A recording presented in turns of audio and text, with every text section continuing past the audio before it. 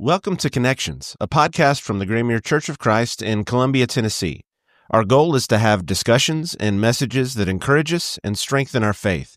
We appreciate you joining us. Let's keep learning and growing together.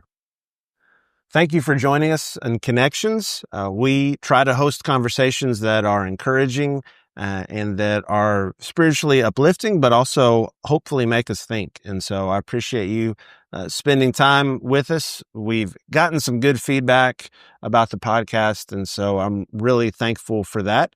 I'm thankful to have Travis Hartle with us. Travis is someone that several would know at Graymere, as he's spoken at our VBS in the past. And so we've gotten a chance to get to know him. And he's also recently, he and his family have moved closer to us at Graymere as he's preaching for the Millview congregation in Franklin. And so I'm going to begin by kind of letting you introduce yourself a little bit, and then maybe we can dive into some of the things we're going to talk about today. Sure. Like has already been said, I am Travis Hartle. I'm the minister at the Millview Church of Christ in Franklin, and we recently just moved there. I mean, our first Sunday there was June 2nd, I believe. No, June 8th. June 8th. So I think I preached 10 Sundays maybe now. Yeah. But it's been a really good move. I was in involvement ministry in my previous job, and I wanted to get into the pulpit, and it's been really good. And the Millview family there has just taken us in, and it kind of felt like, I would imagine, like when the prodigal son came home and the father runs out to greet him, like it feels like we've just been gone for a long time, and then we came home and we've always just been part of it, but it's been really good. And so I'm enjoying doing that. And my wife and I, Jessica, have been married about 18 years, well, a little over that now. And we've got two daughters, Malia and Sky. They're 13 and 11. And so don't hold it against me. I am related to Chad Landman. He's my brother-in-law. My wife and his wife are sisters, but we were excited to get to be in Columbia and closer to them too. Absolutely. So that was a blessing. Well, we're definitely glad to have you closer to us, and I know there's a lot of great folks at Millview, so I'm just excited for you and for them going forward. I think that's going to be a real blessing. And one of the things I mentioned, and I guess it's been a couple years ago when you were here for VBS, I mentioned some of the work that you've done with reviews in reviewing movies, TV shows. And we should probably also say you have some training and experience that would encompass fields of counseling and so you can speak to that coming from that perspective in some of your reviews. But tell us a little bit about how you got started kind of providing some movie reviews for parents. So I've always been a big movie guy. I grew up in the late 80s, early 90s, lots of great classic movies that we all grew up with. And as me and my wife started having children, I was like, I want to show them all these movies that I have watched as a kid. Yeah. But what I didn't think about was most of those movies I watched on cable TV. Yes. And so once you actually get a DVD or you rent it, on streaming, you actually watch it, you're like, whoa, I did not remember this was in there. And so kind of on a whim, I was watching some of those movies, and I just decided I'd put something on Facebook about it, like, hey, my family and I watched this movie. We liked this. It had some of this in it, language or sensuality or anything like that, and just kind of gave some basic information. And people really, at least the people that were friends with me on Facebook, really connected with that and liked that. And we're like, hey, this is something that we could really, really use. There are some other websites out there like Common Sense Media and Kids in Mind, but they're all locked behind a subscription. Yeah. And so usually you can see a few things for free, but also a lot of them have multiple writers that are writing things. So you kind of get, depending on what someone thinks should be talked about in the movie, someone else that's writing for them may not consider that something to be brought up or think about, or maybe kids and families need to know about. So just having one person's perspective, I think people thought that they liked that and it was helpful to them. So that's kind of how I got into it. Yeah. As we think about that, because I'm thinking about my experience as a parent, and of course our kids are older now, but especially when they're young and you start noticing things that you hadn't really noticed before. Some things that either got edited out because they were on cable, or that you just kind of became accustomed to, which again is kind of a reflection, I think, on me. Well, I got used to that. Didn't bother me until I was sitting with my child and that happened. So I think we can all relate to that. And I would just be interested in knowing, sort of in your experience doing this, what kinds of themes have you seen? What are some things, if you were like giving advice to parents of kids, like what are some things to be on the lookout for? Not to necessarily say you can never watch this movie, but to say whenever you do, what are themes that show up a lot that parents probably need to address? Sure. And, in the articles that I write, I hit all the basic stuff, language, sexuality, drug references, all the stuff that parents would want to know about. But I also try to do a thing kind of like what you're talking about, a section on themes in the movies. Mm-hmm. And I think any movie really that you sit down and watch, they're all going to have, I don't know if agenda is the right word, but they're going to have things that they're relaying, things that they're teaching.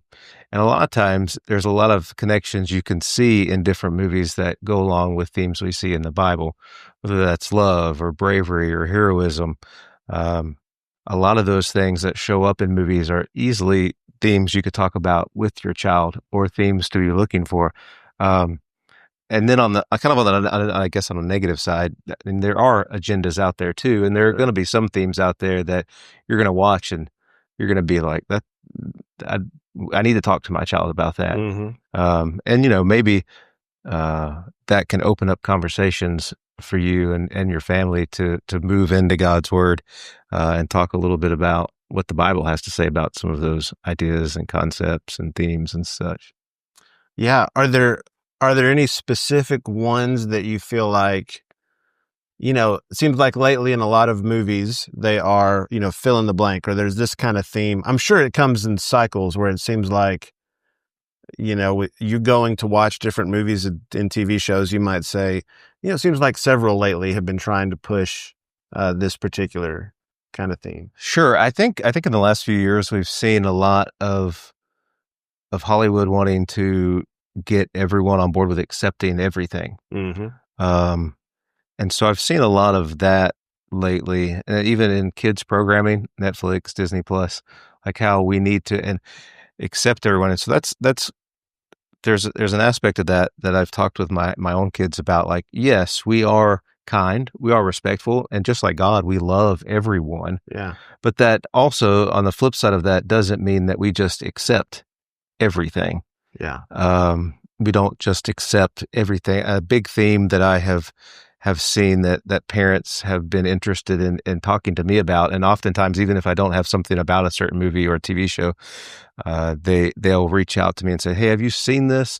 And is there anything sexual in it as far as LGBT type themes go?" And so I try to put those in my article, not just same-sex stuff, but also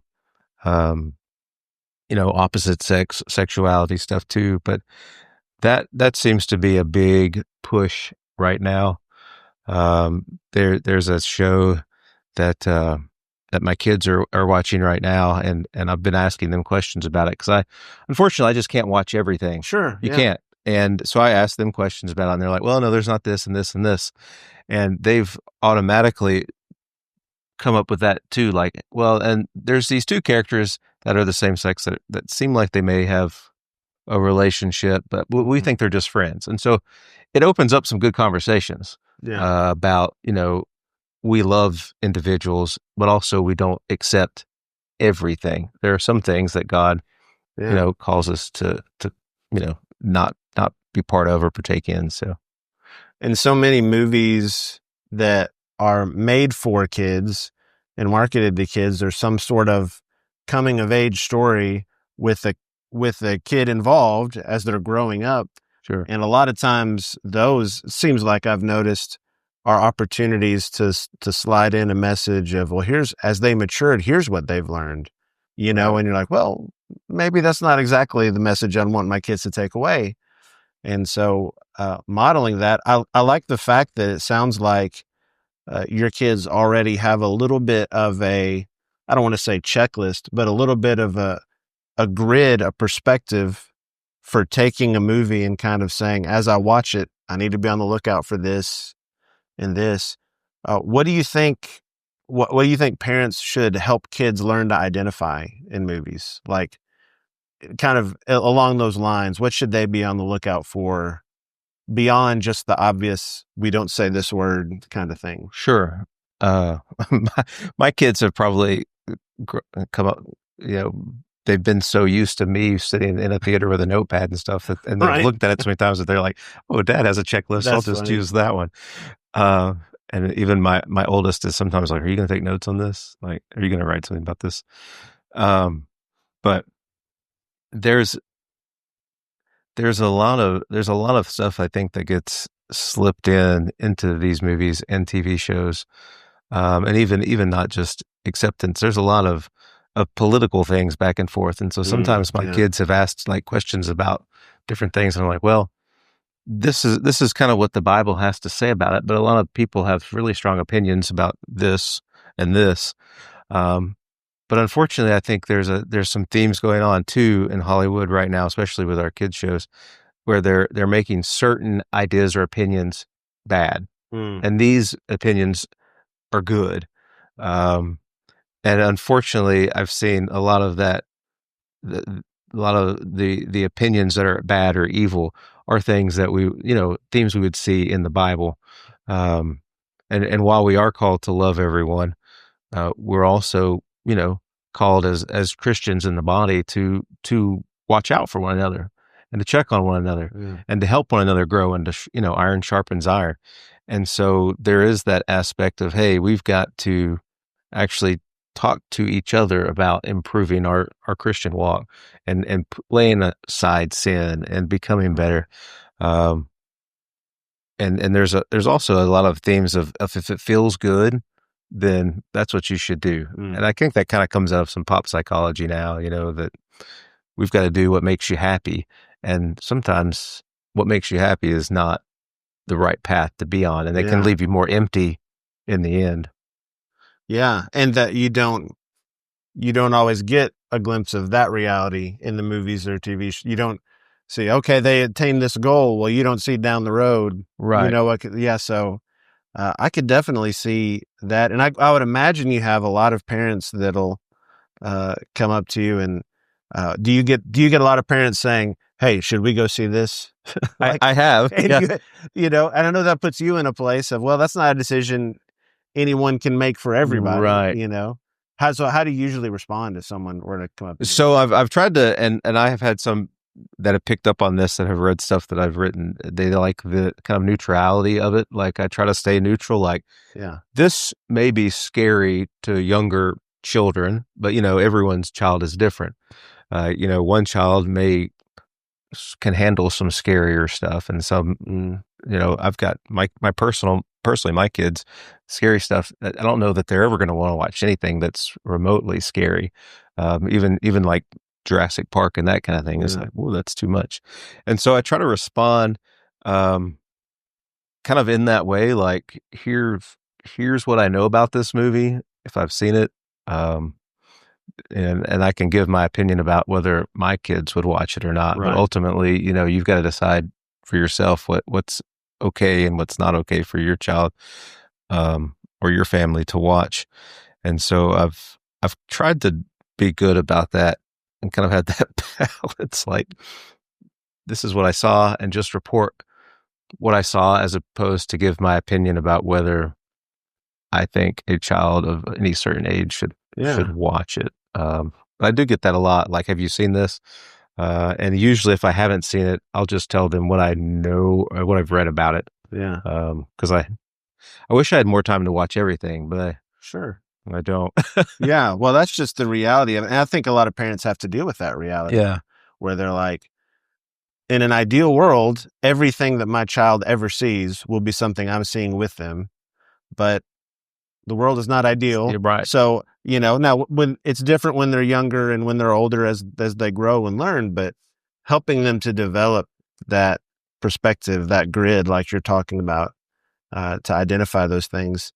One of the things, as you mentioned, themes that I realized is that there often are themes that might be too heavy for children, and there's nothing necessarily wrong with the theme itself. It's just kind of too much. I think about a time when I guess our older son, he was maybe 4 or 5, still pretty young, and I needed a book for bedtime, and for whatever reason, I just kind of grabbed off the shelf something, and I was probably looking for something shorter than his favorite. He liked to pick out long books for bed, so he'd stay up really late. So I picked up The Giving Tree. We had this kind of Shel Silverstein books. Well, in my mind, that's a neat story, but the Giving Tree story is about the tree that keeps helping this child as he grows up until finally there's nothing left but the stump for him to sit down on. We read through that. I was probably not even thinking about what we were reading. And, he came downstairs 5 minutes later, and it was just giving him nightmares. The fact that this tree chopped itself down, and what did you do? This tree's so sad. And I didn't realize all the weight that was in that theme. Yeah. And I think there are some of those times too, we can forget just how heavy certain themes are in movies that when our kids watch. I mean, we probably all can remember watching things growing up saying, I can't believe I saw that when I was that young, because it kind of sticks in with us. Yeah. So I'm sure are some of those themes things you try to outline too, not necessarily these are bad, but these might be too much.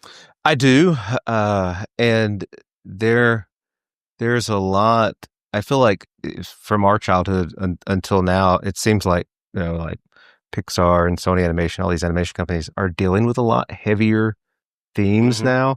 When we were kids, it seemed like all the Disney movies, they only had one parent or their parents were both dead, but it's gone way, way more serious than that now. I did an article on a movie called Sketch that came out recently from Angel Studios, which in one way I was shocked a little bit because I had not seen a movie from Angel Studios with cursing in it, but this one actually had a few curse words. So I'll say that since I'm talking about Sketch, but it very much dealt with loss in a very deep and real way. And it was marketed kind of as a family movie and a kids movie. And so I'm sure a lot of families went and saw it, but it was very deep. They had lost a mother in this movie and dealing with loss and depression and how you actually deal with some of that. And this was through art therapy in this movie, but the little girl was drawing very, very dark pictures of people being hurt and things. And so there's a lot of themes like that, I think, in movies that parents need to be aware of. And I try to capture some of those in my articles, whether it's, loss or grief or anxiety, or even I think like where things are seen as the right thing to do, but in the end that it wasn't the right thing to do. Things that I guess when our children are little, they can't necessarily maybe comprehend, kind of like the Giving Tree and chopping himself down, something so metaphorical and kind of outside that concrete way of thinking and having to explain that. And so as you watch movies with your children, I've had to do this, you have to have those conversations. This is what they're trying to convey. But at the same time, I've also found myself in situations where I didn't want to convey that to my children yet, because kids have that, the fairies and fantasy and everything so happy. And it's almost it's so sad to watch them as they grow up and some of that purity of being a child is taken away. And there are so many movies now aimed at kids that have those deep, ideas and concepts in them that you can kind of see some of their purity being taken away. Cause the world is rough and it is horrible sometimes. It's not always a fun place. Right.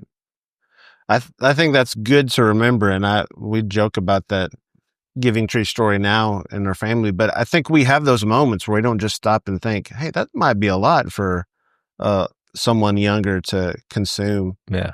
And I know you've done a lot of work with whether it's Christian school in Clarksville or, working with students and even I mentioned some counseling experience.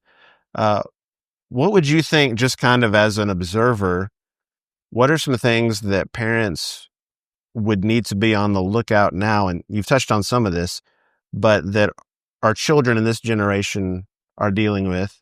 And even I'm thinking about some of people who are listening to this or watching this whose children have already grown and might not be as in touch with what kids are going through today. Like, what would be some things you can look around and say, hey, our kids are dealing with this, and it might be different than our generation, but we need to be willing to meet them where they are and help them deal with it. Yeah, I think, especially in the age that we're living in and everyone having access to the internet and phones, I think there's a lot of themes that we need to deal with our kids that have to do with, reality and what's real and what's not. And that happens in movies too. Like, what is real? And when you're on social media, that's all the best parts of life. You're not seeing like the worst parts of life. But also, I think there's a lot of issues with body image, and not just with our girls, but even with our boys too, and the way that boys or girls are supposed to be, and or supposed to act or supposed to look. And so some of that is conveyed to us through social media, but it's also conveyed a lot through movies and books and cartoons and television shows. And so knowing your child and being able to be aware of what, may cause them issues when they watch something, is really important. But it's also, again, hard to know what kind of themes you're going to run into a movie, which is kind of what I hope to do with, with my website, to show people what it is in it before you can go and see it. And sometimes I actually, like with that movie sketch that I mentioned, I encourage parents to go see that one first, especially if they have kids that might scare easily. Like, you might want to watch this one first before you do. I know you can't do that with everyone, but there are some movies that are just more easy to say, this one's pretty safe. Yeah.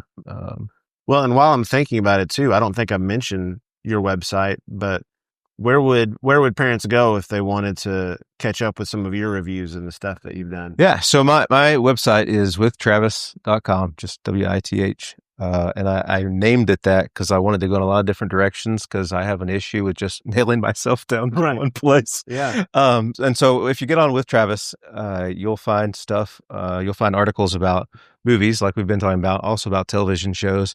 I've started doing books too, in case there are books that people may want to read. And I'd love suggestions if anyone is listening that has suggestions. And I've also tried to start doing some board games as well. And we've got dyslexia in my family. So one thing that I put with the board games is how much reading goes along with each game. Yeah. But then I've also, and this kind of comes out of my counseling background, I've started a list of books that could be therapeutic for children if they're going through certain things. I've got some on death and loss, some on grief, some on self-esteem. And so I'm trying to kind of create a list. It's kind of small right now. I'm working on building it up. And so hopefully it'll just be a really good resource for parents. Yeah, absolutely. That I love the idea of having a reading list where you can know. I think a lot of parents will say, okay, when it's birthday time, we want to get them some things they like, but we also want to get them something to read. We want to encourage reading. And so to have those resources would be really great. If you think about just kind of in your conversations with parents and from a counseling perspective, is there anything, as we've talked about this, is there anything that we either haven't covered or you're thinking, I would want parents to know this, like I would want parents to remember this, or here's what I've learned? Like, is there something we haven't talked about already that you kind of stands out to you? Maybe that memory isn't always good, and that's kind of where we started at, where I got my start, like wanting to look at some movies before I showed them my kids. Sometimes we overly, I guess, glorify things in our mind, and so we've seen something and we're like, wow, or we've read something, this would be great for them to read or see, but it's been years since we've read it or seen it, and so sometimes we forget some of the nuance that is in things. I think about, and one movie that led me down this path was trying to show my kids Goonies. And I was like, there is so much cursing and there is like sexual innuendo and all these things. I was like, I don't remember any of this. And nostalgia is big. Nostalgia sells right now Yes. really, Yeah. really well. And so there's that sense of nostalgia, like I want my kids to experience this because I did. But we kind of, or at least I did, gloss over what Oh, may yeah. have been in those movies. And so memory isn't always the Yeah. best. That is true. And I can definitely relate to even growing up to seeing movies on TV and being like, yeah, I want to buy this DVD or whatever. And you go to the store. Those days I would go to Circuit City back when you had Circuit Cities, and you'd look at the DVDs and say, it's rated what? I missed that either because it's been edited out or there are things that fly over your head when you're a kid that as an adult you think, oh, wait a minute. There was more innuendo in there than I thought Yeah. there was. Well, even the rating system changed while we were still kids. For a while we just Yeah. had like GPG and like R, and then you get that PG-13. And so if you get anything back further in time, it may be rated PG, but it wouldn't be rated that now because they Yes. never went back and like re-rated them Yeah. after that time. So that's something else to be careful about too. Absolutely. Well, I love the idea of being thoughtful and careful about consuming things. We're in the world, but not of the world. We can't separate ourselves from culture. And I don't think we would want to, because we want Christians involved in culture. We want good people producing good things. And so just learning how to discern some of that is such an important skill. And you mentioned how our kids have access on screens now. No matter how your family rules are on the phone and when you have access to the internet, when our kids grow up, when they graduate high school and enter either the workforce or enter college, they're going to have access to way more than we ever did. Yeah. And so the goal of have we worked on discerning those things so that when they're an adult, they've got that framework in place, I think is so powerful. So I appreciate you being willing to do that. And I hope this is something that people who are listening or watching can get on. It's withtravis.com. Yeah. All right. And so we're thankful for that. Thankful that you made time to be with us. You probably still have some stuff in boxes. I don't know. You're unpacking. We're working on it. And you made the time to join us. And so I appreciate that. But I also know we have a lot of parents who listen, and some of the feedback we've gotten already on the podcast is that there are a lot of families that are wrestling with these issues and wanting to find out what's best for their kids. And so I appreciate you sharing a resource with us. Sure. Absolutely. Absolutely. So we're grateful. Travis is here. Thankful that you've joined us. And we hope that this has been encouraging to you. I know it's been encouraging to me. As we always say, we want to go ahead and do all the like and subscribe things you're supposed to do when you're on a podcast. The video version is on YouTube, but you can get audio version on Spotify, Apple Music, pretty much anywhere. Chad has done an awesome job making this available. We also hope that if you are in the Murray County area, if you don't have a church home, that you consider coming and worshiping with us here at Graymere. If you're in Franklin, I know the Millview congregation would love to have you come and worship with them. We want to find out ways we can be a blessing in your life. Thanks for joining us for Connections. Thank you for being part of Connections. We hope it was an encouragement to you. If you live in the Columbia area and don't have a church home, we would love for you to worship with us. You can find out information about meeting times, classes, and what to expect at graymere.com. You will always receive a warm welcome from the Graymere Church of Christ.